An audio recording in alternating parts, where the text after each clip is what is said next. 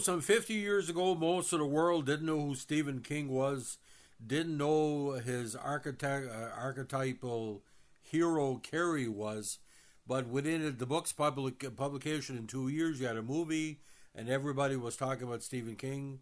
Sissy Spacek, the actress, although she was in Badlands with Martin Sheen 2 years before. So today we're not talking about the movie, we're talking about the novel. Now, this 74-horror novel by King is set in the town of Chamberlain, Maine, and the plot revolves around Carrie White, a friendless high school girl from an abusive religious household who discovers she has telekinetic powers. Not really sure what he based it on. It could be in Bangor or Portland, but small urban Maine.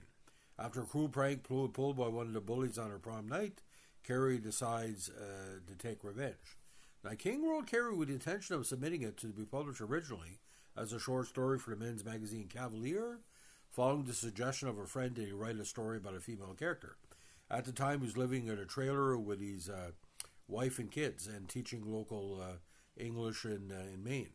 Though King initially gave up on Carrie due to discomfort and apathy and felt it would never be successful, his wife Tabitha convinced him to continue writing and rescued the first 3 pages of the story from the trash.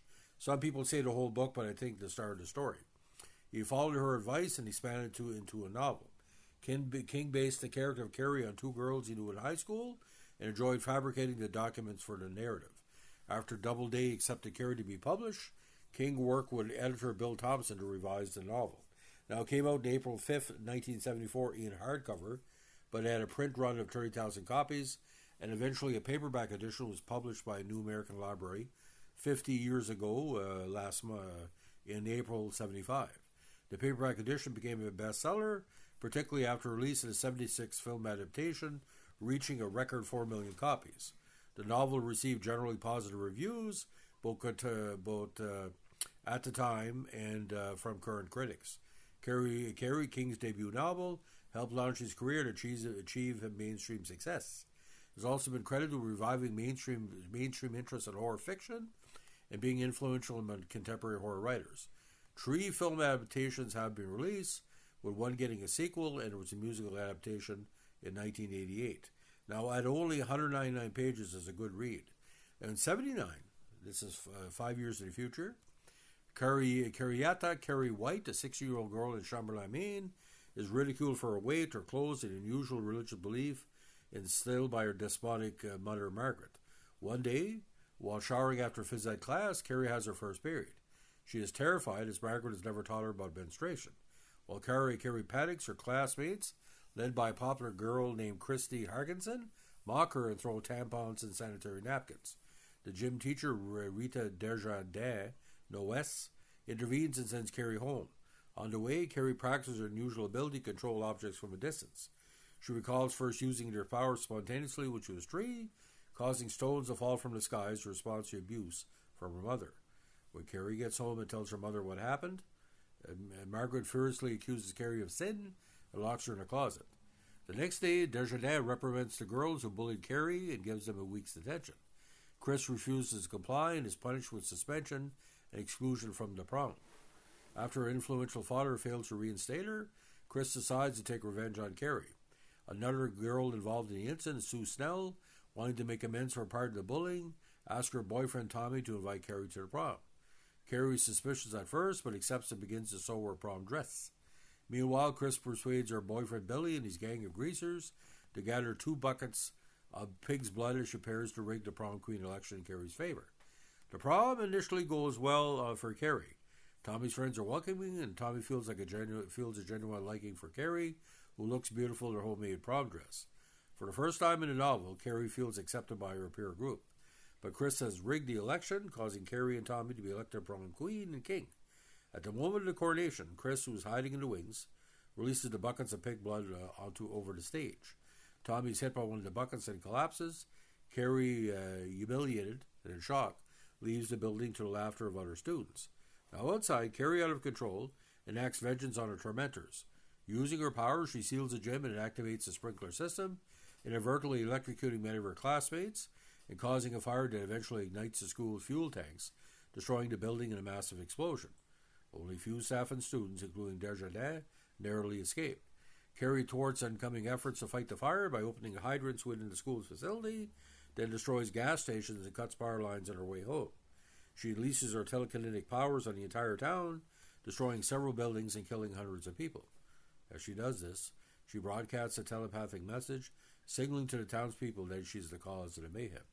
Now, when she returns home to Margaret, who believes Carrie's been possessed by Satan and must be killed, Margaret tells her that her conception was a result of sin. She stabs Carrie with a kitchen knife, but Carrie uses her powers to stop Margaret's heart.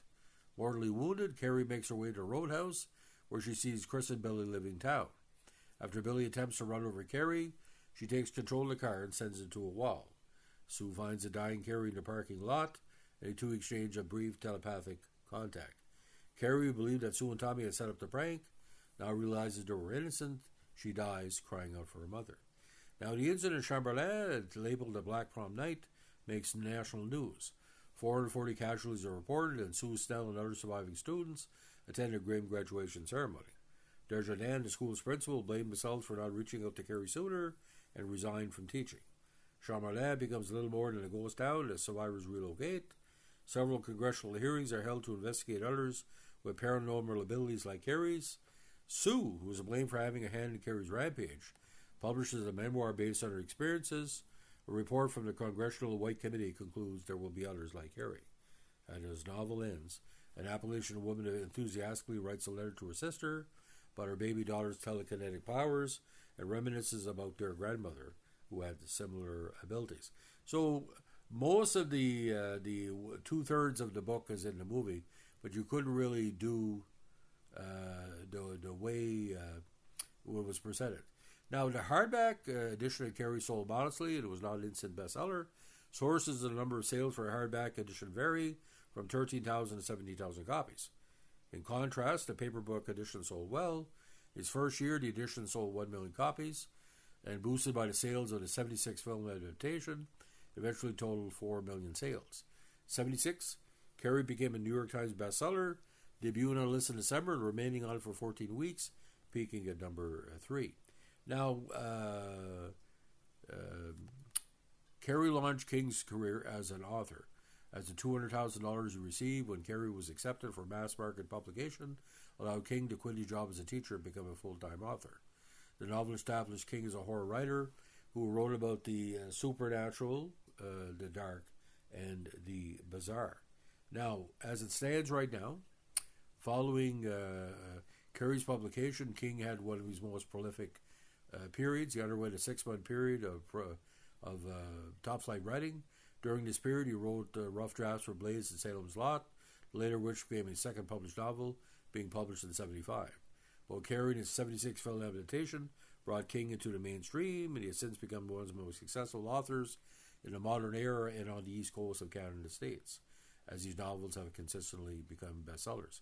Now, De Palma directed Carrie, but he also directed a 1976 novel that was made into film adaptation in 1978 called The Fury, and Jennifer was a 1978 film with a similar premise, which actually co-starred, of all people, Bert Convy.